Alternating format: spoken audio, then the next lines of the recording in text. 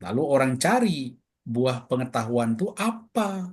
Yang saya katakan, kita cari sampai ke ujung manapun nggak ketemu karena pengarang Iya. ini bahasa simbolis.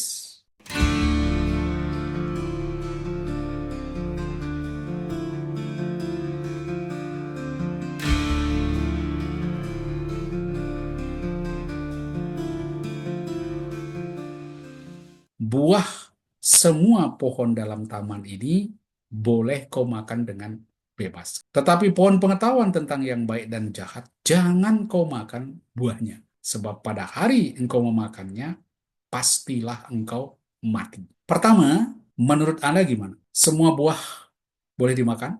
Boleh, kecuali pengetahuan aja boleh. Nah, kalau Anda bilang kecuali, boleh nggak semua pohon? Semua buah? Iya, nggak boleh. Nggak semuanya, Bu. Berarti tidak Nggak, boleh. nggak boleh semuanya. Jadi tidak boleh Iya, semuanya. ada yang nggak boleh. Ada yang nggak boleh. Berarti tidak Bukan semuanya boleh. semuanya. Tidak semuanya. Ad- ada dua yang nggak boleh. Ya, Ada berarti dua kan yang nggak boleh. berarti tidak semuanya boleh dimakan. Nggak boleh semuanya. Enggak, Oke. maksudnya nggak boleh. Kata semua ini Nah, loh. nah, yang boleh hanya satu yang nggak boleh. Jadi boleh, Ada dua cuma sih, ada ada yang dua tidak boleh pohon gitu. sih. Berarti kan tidak semuanya. Banyak yang Iya, boleh. iya, nggak semuanya boleh dimakan. Semuanya ya. Semuanya boleh dimakan, tapi ada yang membawa risiko Ya. kematian. Enggak, yang dua itu nggak boleh dimakan. Pengetahuan Jadi baik dan jahat sama pohon kehidupan kan yang nggak ya, boleh. berarti apa? Nggak semuanya boleh Nggak dimakan. semuanya boleh dimakan. Oke? Iya. Berarti apa? Kata-kata Tuhan nggak benar dong. Dia katakan semua buah, ya, buah Semua semua pohon buah dalam taman ini boleh kau makan. makan tetap Berarti hidup. gimana? Kan ada kata tetapinya. Ya, kan Tuhan kan tetapi di pakai bawahnya. Berarti apa? eh, Nggak jadi. Ada lihat seperti kontradiktif kan? Jadi ini dengan kata iya, lain boleh dimakan semua atau tidak? enggak. Ada Kesimpulannya batasan, Pak. ya Iya Ada ada batasan. gimana? Ada batasan Ya, berarti. ada batasan. Jadi nggak boleh semua ya. Iya, iya. ada batasan. Ini yang membuat sabda Tuhan tuh membingungkan. Katanya semua boleh, tapi nggak jadi. Kan gitu. Kesannya begitu. Sehingga orang berkata, oh berarti tidak semua buah boleh dimakan. Kalau Anda berpikir demikian, Anda tidak memahami apa yang dimaksud oleh firman Tuhan ini. Karena Tuhan jelas sekali mengatakan, buah semua pohon dalam taman ini boleh kau makan dengan bebas. Nggak ada kecuali, tapi perhatikan di ayat 17.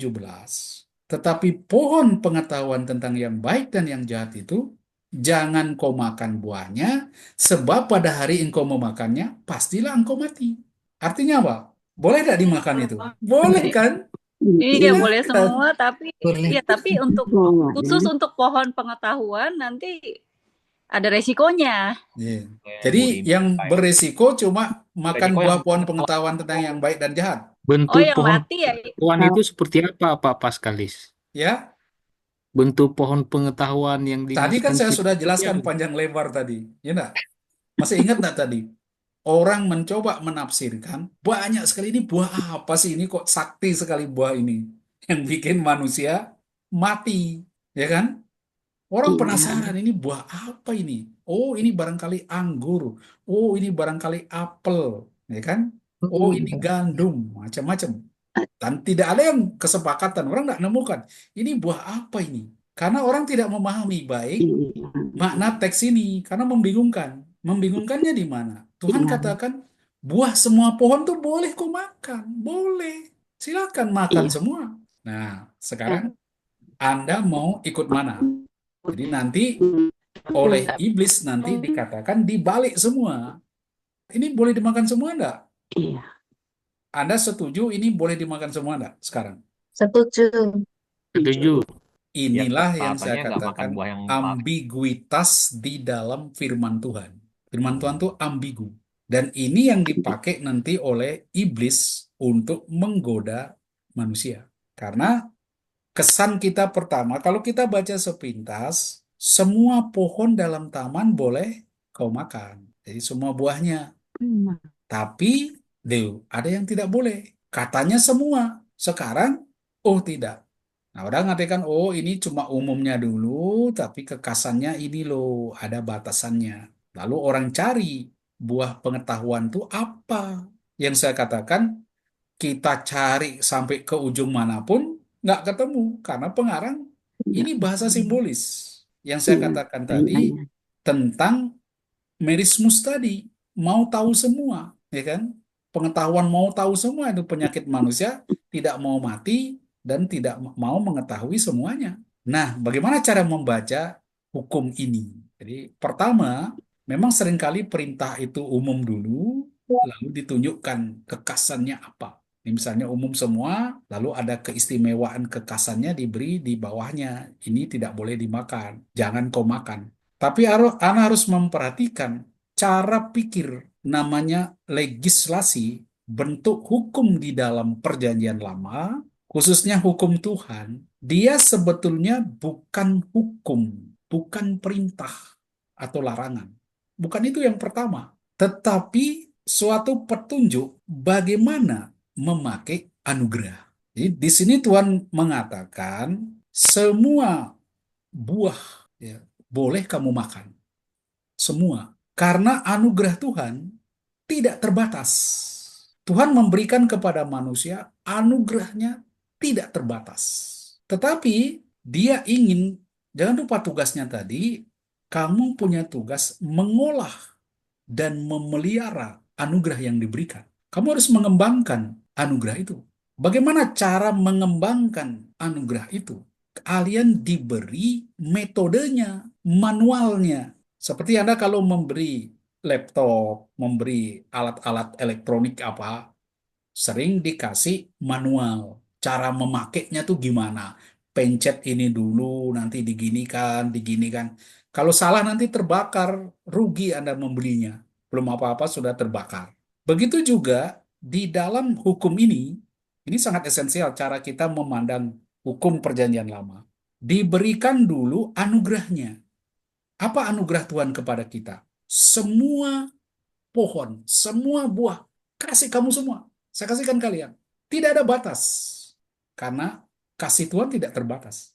Tetapi karena kamu punya tugas memelihara dan mengembangkan anugerah itu, ini tak kasih kamu manualnya, strategi untuk memakainya. Jangan kau makan semua.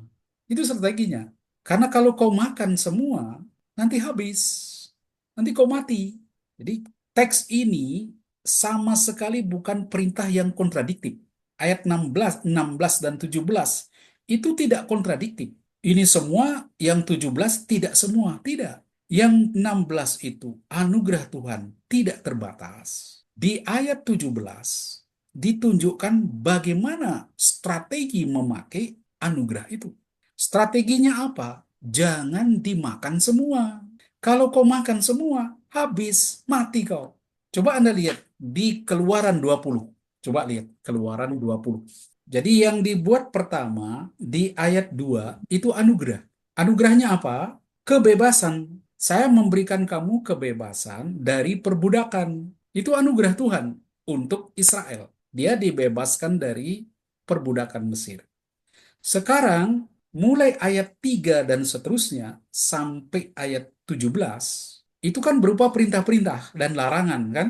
Perintah dan larangan itu sebetulnya bukan pertama-tama sebuah perintah atau larangan, tetapi suatu strategi bagaimana memakai anugerah tadi.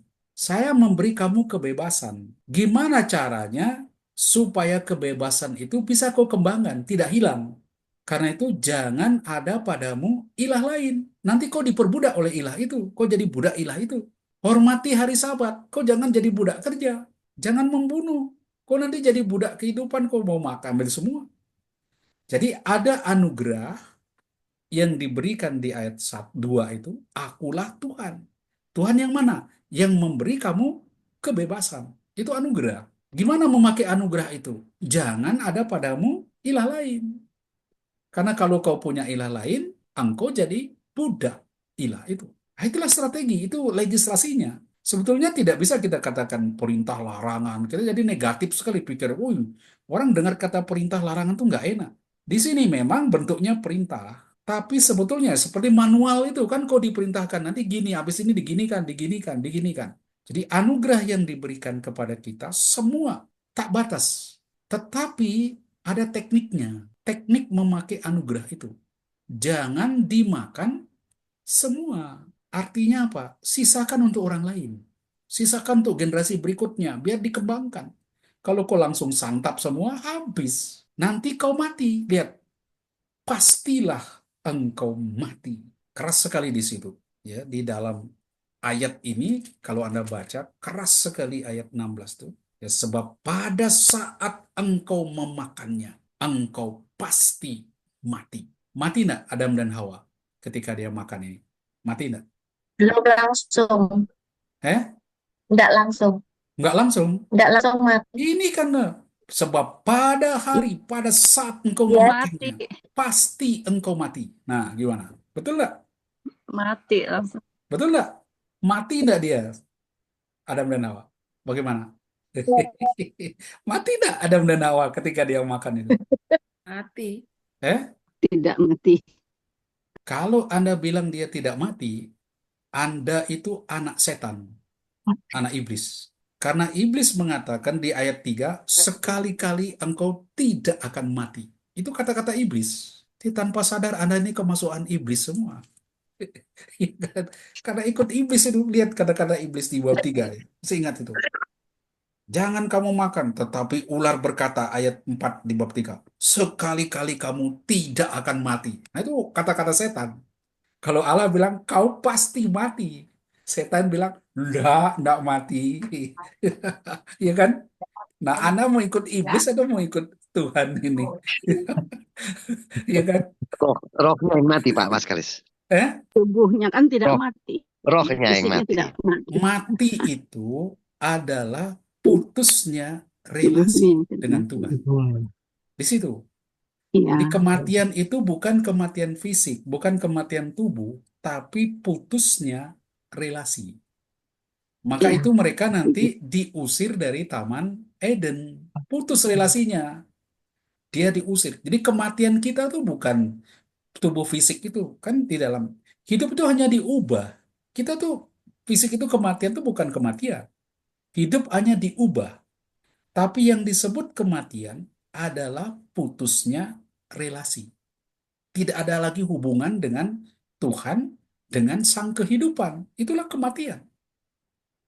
Ya, contoh aja, Anda misalnya berpisah dengan temanmu, ya, temanmu pergi jauh, dia sudah, misalnya katakanlah ke Eropa, di WA nggak jawab, di telepon nggak diangkat, nggak berita, nggak. Akhirnya Anda bilang, sudah anggap saja sudah mati. Nah, itu kan. Karena nggak ada relasi, nggak ada hubungan. Udah, anggap aja sudah mati. Mau apa? Nggak ada relasi.